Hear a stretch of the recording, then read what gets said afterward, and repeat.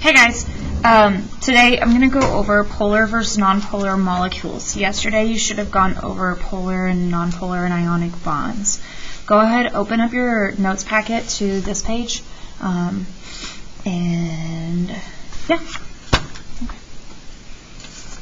So just really fast, let's review. We have three types of bonds. Ionic bonds occur when atoms have an electronegativity difference greater than 1.7. Ionic bonds are your typical metal-nonmetal. In an ionic bond, the metal, which is less electronegative, actually gives nonmetals its electrons. And metals are completely positive, the nonmetal becomes completely negative. That's why we said, like, sodium is 1 plus, chlorine is 1 minus. Sodium literally gives chlorine its 1 valence electron. And then, that's not new. The new stuff was a polar covalent and a nonpolar covalent bond. A polar covalent bond is something that has about a difference between 0.4 and 1.7. Polarity is a range. And so I don't want you to get stuck on, oh my god, it's exactly 0.4. It's a range. And when we describe polar bonds, we can, let's say two atoms have a difference like carbon and nitrogen. The difference of electronegativity between them is 0.5. So technically that is a polar bond. But if you compared carbon and fluorine, the difference between them is 1.5. So this would be a much more polar bond than carbon and nitrogen. It is a range. And this is not very polar because it's not that big of a difference. But if a bond is between there, it's classified as polar, which means electrons aren't shared equally. The electrons will actually, they stay closer to the more electronegative atom, which means the more electronegative atom is partially negative. The less electronegative atom is then left partially positive. Not completely positive, because the electrons will go over there, but it's partial. So in the case of carbon and fluorine, fluorine is a lot more electronegative than carbon. So this is partially negative, and that's partially positive. And then a nonpolar covalent bond is classified between 0 and 0.4. But again, if you're comparing like oxygen and oxygen, that's O2. There's no difference in electronegativity. That is a completely nonpolar covalent bond because it's two oxygens. Even something like carbon and hydrogen, which I told you carbon-hydrogen is classified as nonpolar. You should know that. The difference is 0.4 between them, but that is a nonpolar bond. You do need to know that. But there's still a little bit of polarity between the carbon and the hydrogen. The only true nonpolar bond is something that has a difference of 0. But if it's 0.4 or less, it gets classified as nonpolar. And so in a nonpolar bond, electrons are shared pretty equally. The only time it's, again, completely equal is if the difference between the atoms is 0, like in O and O. And because electrons are shared equally, there's no charges. There's no partial, no full. And so when you have a Lewis structure, you draw it. You, from now on, have to think about bond polarity. And so here's the Lewis structure for CO2. If I go look at my electronegativity chart in my notes, carbon has an electronegativity of 2.5. Oxygen is 3.5. So this is a polar covalent bond. That's a polar bond. That's a polar bond. And when you have a polar bond in a compound, you have to draw the partial negative and partial positive charges on it. So oxygen's more electronegative. Oxygen's going to get the partial negative, and carbon is left partially positive. And you're expected to draw it on your Lewis structure. Now, if you don't like doing that little symbol, you can use the arrows. And so the arrow points towards the more electronegative atom. Whatever you prefer. Doesn't matter to me. Let's look at this one. So we've got 4 types of bonds here. Well, technically 2 types, but 4 bonds total. A carbon and hydrogen bond. Carbon is 2.5. Hydrogen is 2.1. I have told you, and you need to know, that's a non-polar bond. So there's no partial positive and partial negative here, between here, between here. They share electrons pretty equally. But then there's this bond right here between carbon, which is 2.5, and chlorine, which chlorine is 3.0. And so this is a polar bond because the difference between that is 0.5. And so we need to draw the partial negative and the partial positive just on this bond, not on the others because they're not polar bonds. Only this is a polar bond. Chlorine is more electronegative, so it gets the partial negative, while carbon is left partially positive. So that's a review of bonds for you. Now we need to talk about molecular polarity, which is, we're going to jump into your notes now. So there are polar bonds. We also have polar molecules. A polar molecule is a molecule that has a charge. And it has a charge because the bonds, dipoles, or the partial positives and the partial negatives, they don't cancel out. And so that leaves the molecule with a charge overall, which really changes the way it interacts with other things. Water is a big example of a polar molecule. And so we're going to go through in your notes. It's a big long paragraph, but it's actually really good what's going on.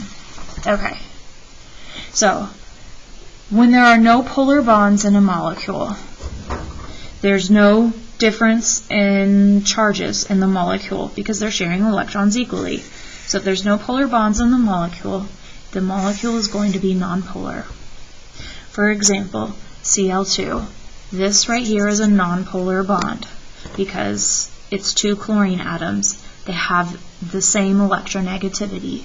So nonpolar bonds, this is a nonpolar molecule, which means the molecule does not have a charge. Electrons are shared completely evenly in this molecule.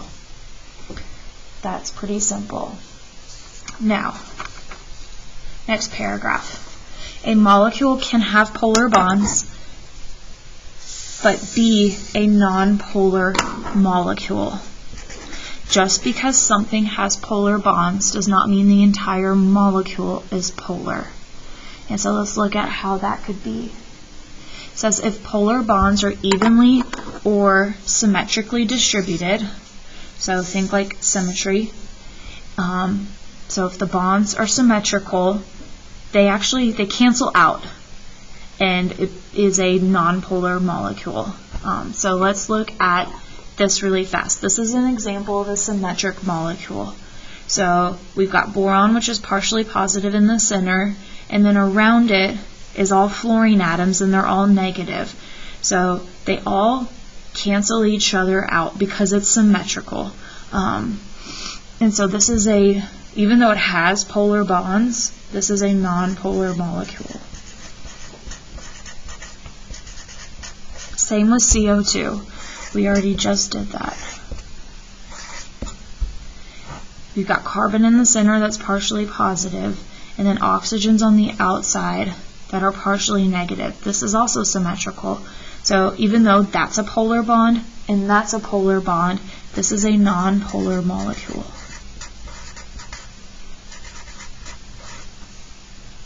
Which just means even though this side and this side are negative, overall there's not a charge on the molecule.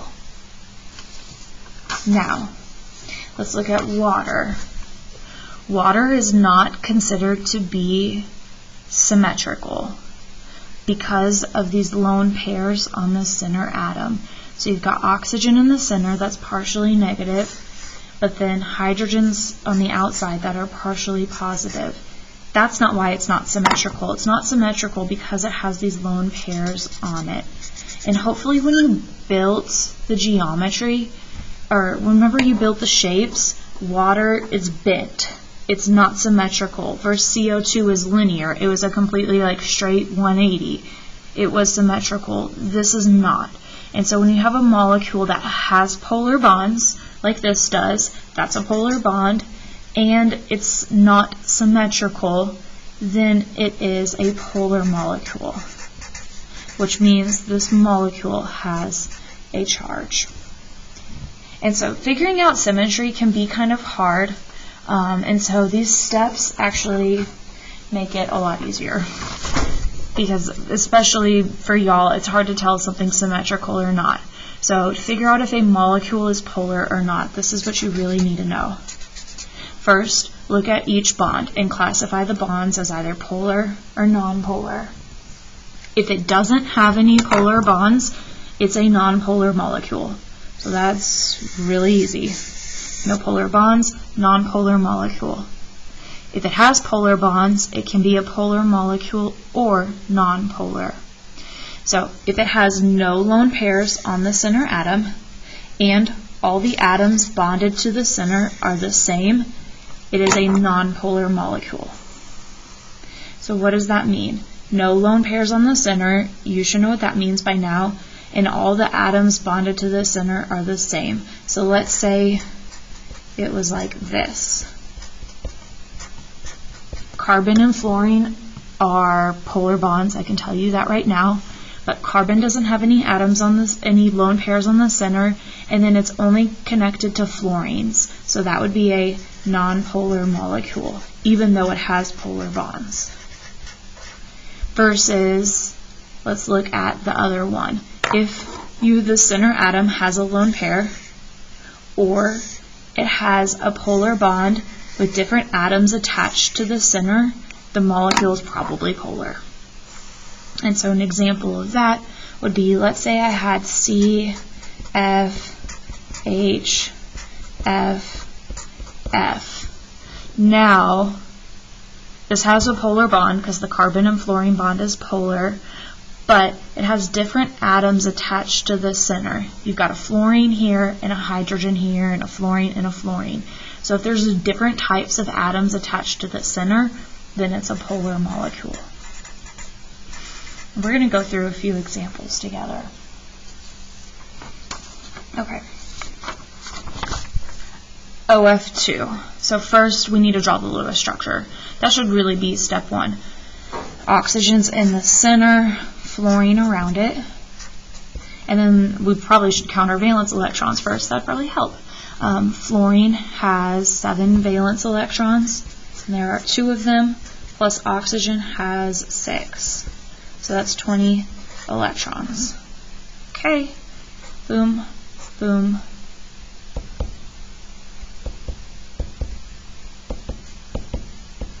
Let's count 2, 4, 6, 8, 10, 12, 14, 16. So I have used 16 electrons. There are 20 total. 18, 20. Okay, and then everything has 8. That's the Lewis structure for OF2. So that's really step one. Okay, now we're going to identify each bond as polar or nonpolar. So let's go, we got this bond and this bond. If you go in your note, flip over in your notes, oxygen has an electronegativity value of 3.5. Fluorine has an electronegativity value of 4.0. So the difference between them is 0.5. So that is a polar bond, and that is a polar bond. Okay, so there are polar bonds, so we can skip number 2. So let's look at number 3. If it has polar bonds, there are no lone pairs on the center atom. That's not true because our center atom has lone pairs. So let's look at this part. If the center atom has lone pairs, which it does, the molecule is probably polar. So this is a polar molecule because it has lone pairs on the center atom. Now, if you were to turn this in on a test, and I should have actually done it beforehand, we do need to draw our partial negatives and our partial positives on the Lewis structure. You have to do that. And so oxygen is less electronegative, so that is partially positive, while fluorine is partially negative because they're more electronegative. So this is a polar molecule. That's my Lewis structure.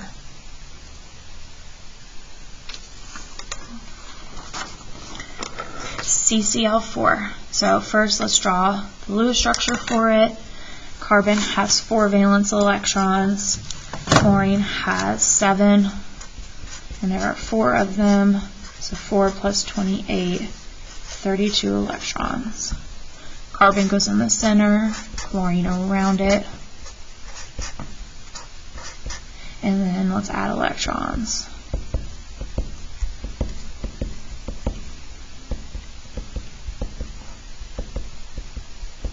And let's count. We've got 32 electrons. 2, 4, 6, 8, 10, 12, 14, 16, 18, 20, 22, 24, 26, 28, 30, 32. Okay, so this is the Lewis structure. Now, first, identify each bond as polar or nonpolar. So we've got 4 bonds, and we've got carbon and chlorine.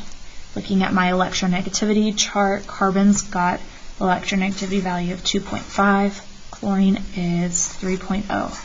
So these are all polar bonds because the difference between that, 0.5. So we need to label our partial negatives and our partial positives. If you don't want to draw that little symbol, you can do the arrows, and I'll do the arrows to change it up. The arrow points to the more electronegative atom. Boom, boom, boom, boom. Okay. And so, 2 doesn't apply because there are polar bonds. So let's look at 3. If there are no lone pairs on the center atom, there are no lone pairs on the center atom. That is true. And if all the atoms bonded to the center atom are the same. When I look at this Lewis structure, the only thing bonded to the center atom is chlorine. Chlorine, chlorine, chlorine, chlorine. So, that is true. Both of those are true. Then my molecule is nonpolar. So this is a nonpolar molecule.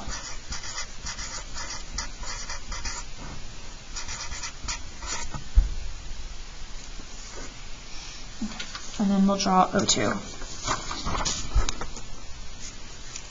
Okay, O2, oxygen has 7 valence electrons times 2, so 14 electrons.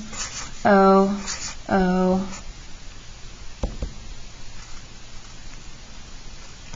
For the sake of time, it's a double bond between O2.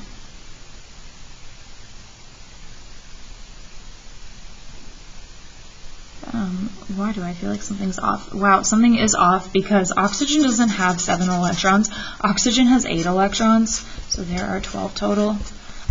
2, 4, 6, 8, 10, 12. I was looking, okay, sorry. So that's the correct Lewis structure because oxygen has 6 valence electrons each, not 7. Okay, so draw your Lewis structure. We have a double bond here, and so we need to figure out, is this bond polar or nonpolar? You shouldn't even need to look at your values because it's both it's oxygen atoms, O and O. Oxygen has an electronegativity of 3.5, 3.5. So there are no polar bonds, which means this molecule is not polar. Easy enough. You don't have to go any further and think about it. It's a nonpolar molecule.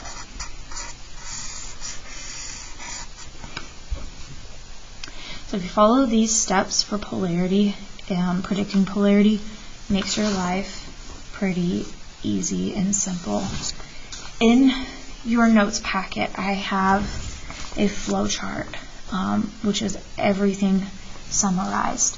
If you go through and you follow this flow chart in order, it tells you exactly how to do everything. Now, it doesn't actually, if you can't draw a Lewis structure correct, still you need to go to tutoring with one of the teachers and figure that out. But this should be like your little lifeline for what do I do. And yeah, that's it.